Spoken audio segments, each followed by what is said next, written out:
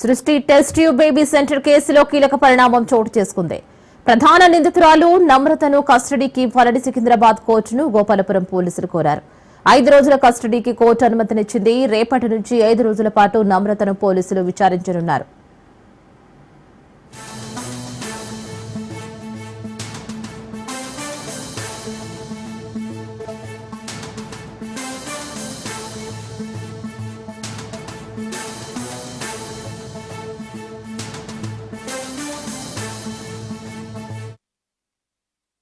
Test tube baby centre కేసులో కీలక పరిణామం చోటు చేసుకుంది.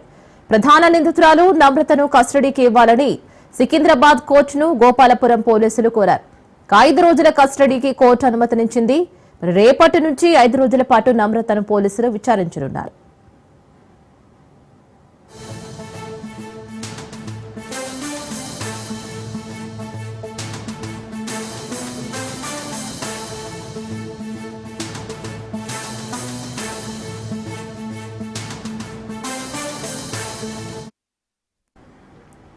మరో బ్రేకింగ్ న్యూస్ చూస్తున్నాం. సృష్టి టెస్ట్ ట్యూబ్ బేబీ సెంటర్ కేసులో కీలక పరిణామం చోటు చేసుకుంది.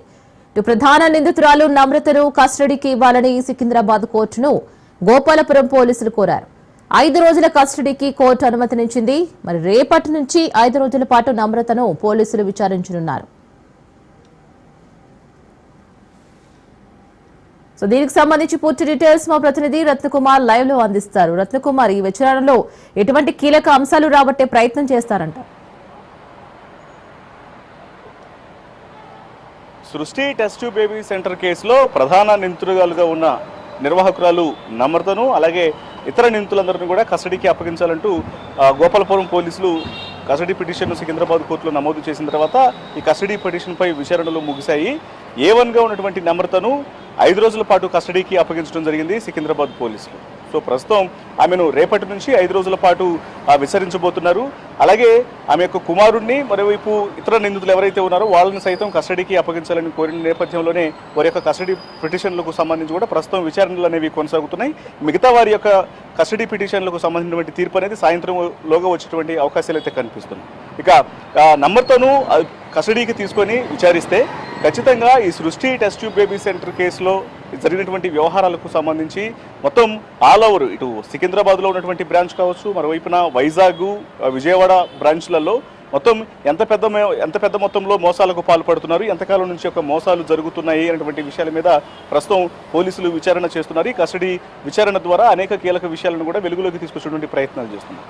మరోవైపు ఇప్పటికే ఇందులో ఒకవైపున సరోగసీ ప్రాసెస్ అని చెప్పి కనీసం IVFల ద్వారా IVF ట్రీట్మెంట్ కోసం వచ్చినటువంటి పిల్లలు లేని భార్యాభర్తలకు సరోగసీలను రిఫర్ చేయడం, సరోగసీ అనే ప్రాసెస్తో చైల్డ్ ట్రాఫికింగ్ చేస్తూ ఎక్కడో రూరల్ ఏరియాలలో ఉన్నటువంటి పేద గర్భిణులను వాళ్ళను ట్రాప్ చేసి వాళ్ళ యొక్క పిల్లలను 80,000 రూపాయలకు 90,000 రూపాయలకు కొనుగోలు చేసి సరోగసీ రిఫర్ చేసినటువంటి పేరెంట్స్కు వాళ్ళ భార్యాభర్తలకు అమ్ముతున్నటువంటి ప్రాసెస్ ఏదైతే ఉందో దీనికి సంబంధించినటువంటి పూర్తి ఎవిడెన్స్ను సంపాదించాలి. మొత్తం ఇంకా ఎంత పెద్ద మొత్తంలో అవినీతి అనేది జరిగింది, ఎక్కడెక్కడి నుంచి ఎంతకాలం నుంచి యొక్క అవినీతికి పాల్పడుతున్నారు, అక్రమాలకు చైల్డ్ ట్రాఫికింగ్కు పాల్పడుతున్నారు అనేటువంటి విషయాలు కూడా పూర్తిగా తెలియాల్సినటువంటి అవసరం ఉంది. కాబట్టి వీటన్నిటి మీద దర్యాప్తు చేయడంలో భాగంగానే కస్టడీకి తీసుకొని నమ్రతను విచారిస్తే ఈ వ్యవహారం ఈ తతంగానికి సంబంధించినటువంటి పూర్తి నిజాలు వెలుగులోకి వచ్చేటువంటి అవకాశం ఉంటుంది. కాబట్టి ఆ రకంగా కూడా ఇప్పుడు ఆమెను ఆ కస్టడీకి తీసుకొని ఈ యొక్క ప్రశ్నలు సంధించేటువంటి అవకాశాలు ఉంటాయి. మరోవైపు ఆమె యొక్క కుమారుడికి సంబంధించి జయంత్ కృష్ణ, ఆమె యొక్క కుమారుడు అదే ఎక్కడైతే సృష్టి టెస్ట్ ట్యూబ్ బేబీ సెంటర్ను నిర్వహిస్తూ ఉన్నారో అక్కడే అడ్వకేట్గా ప్రాక్టీస్ చేస్తూ ఎవరైతే చేస్తున్నటువంటి మోసాల మీద ప్రశ్నిస్తున్నటువంటి వాళ్ళందరినీ కూడా వాళ్ళని భయభ్రాంతులకు గురి చేస్తూ తిరిగి వారి మీదే రిటర్న్ కేసులు అయ్యేలాగా తను అడ్వకేట్ అని చెప్పి బెదిరింపులకు పాల్పడినటువంటి విధానాలకు సంబంధించి ఇప్పటికే పోలీసులు ఒక స్పష్టత అయితే ఇవ్వడం జరిగింది. కాబట్టి అతన్ని కూడా కస్టడీకి తీసుకొని టోటల్ ఈ ఫైనాన్షియల్ వ్యవహారాలన్నీ కూడా సృష్టి టెస్ట్ ట్యూబ్ బేబీ సెంటర్లో జరుగుతున్నటువంటి కార్యకలాపాలకు సంబంధించినటువంటి ఫినాన్షియల్ వ్యవహారాలు మొత్తం కూడా ఆమె యొక్క కుమారుడే చూసుకుంటున్నాడు. కాబట్టి ఇప్పటి వరకు ఎన్ని కోట్ల రూపాయలను వీళ్ళు వివిధ వీళ్ళకున్నటువంటి బ్రాంచ్ల ద్వారా కలెక్ట్ చేయడం జరిగింది అనేటువంటి విషయాలకు సంబంధించి కూడా అతన్ని కూడా కస్టడీకి తీసుకున్నటువంటి అవకాశాలు కనిపిస్తున్నాయి. ప్రస్తుతం అతని యొక్క కస్టడీ పిటిషన్ అనేది ఇంకా ఒక రిజల్ట్ అనేది రావాల్సినటువంటి అవసరం అయితే ఉంటుంది. మొత్తానికి 5 రోజుల పాటు ఇటు నమ్రతను కస్టడీకి ఇవ్వడంతో ఈ యొక్క కేసుకు సంబంధించి సృష్టి టెస్ట్ ట్యూబ్ బేబీ సెంటర్ కేసుకు సంబంధించినటువంటి అనేక కీలక విషయాలు కూడా వెలుగులోకి వచ్చేటువంటి అవకాశాలు ఉంటాయి.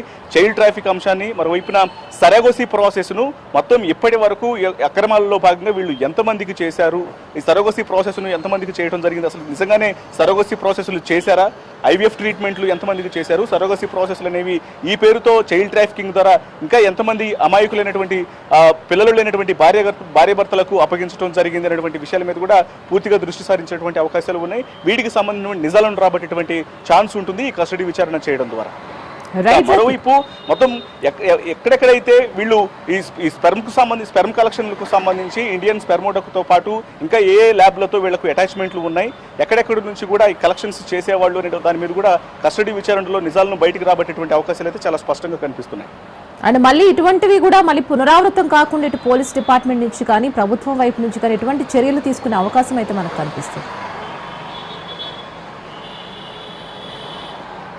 వాస్తవానికి సృష్టి టెస్ట్ ట్యూబ్ బేబీ సెంటర్లో జరిగినటువంటి మోసాలకు సంబంధించి ఇందులో వైద్య శాఖ అధికారుల యొక్క నిర్లక్ష్యం అనేది చాలా స్పష్టంగా కనిపించింది.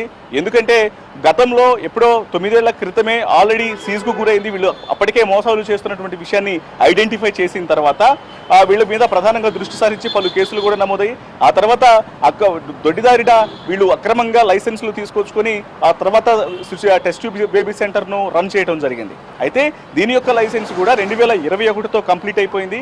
2021తో కంప్లీట్ అయిన తర్వాత అప్పటికే కేసులు నమోదై ఉన్నాయి కాబట్టి దీని మీద మరలా రెన్యువల్ చేసుకోవడం అనేది ప్రాబ్లమేటిక్గా మారినటువంటి నేపథ్యంలోనే తాము కార్యకలాపాలను పూర్తిగా నిలిపివేస్తున్నాము అనేటువంటి విషయాన్ని మెడికల్ కౌన్సిల్కు సృష్టి టెస్ట్ ట్యూబ్ బేబీ సెంటర్ నిర్వాహకులు తెలియజేశారు.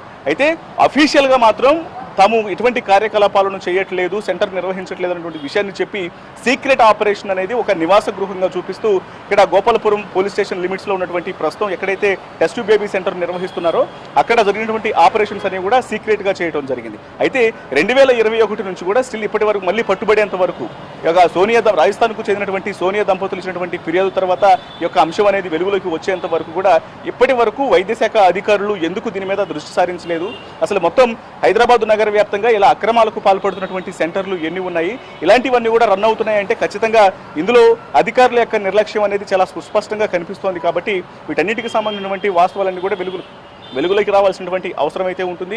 మరోవైపు ఇప్పటికే పోలీసులు చాలా స్పష్టంగా తెలియజేశారు ఇందులో ఎవరెవరి పాత్ర అనేది ఉంది, మొత్తం ఇక్కడ ఏ ల్యాబ్లతో వీళ్ళు అటాచ్ అయి ఉన్నారు, ఎంత పెద్ద మొత్తం మేర అక్రమంగా ఆస్తులను కూడబెట్టారు, యొక్క ఇల్లీగల్ కార్యకలాపాల ద్వారా అనేది కూడా ఆరాతీసినటువంటి పనిలో ఉన్నారు. కాబట్టి ఇప్పుడు వీళ్ళను నిర్వాహకురాలని ఆమెను కస్టడీకి తీసుకొని విచారిస్తే వీటన్నిటికీ సంబంధించినటువంటి వ్యవహారం కూడా బయటపడేటువంటి అవకాశాలు చాలా స్పష్టంగా కనిపిస్తున్నాయి. Right Ratna, thank you for the update.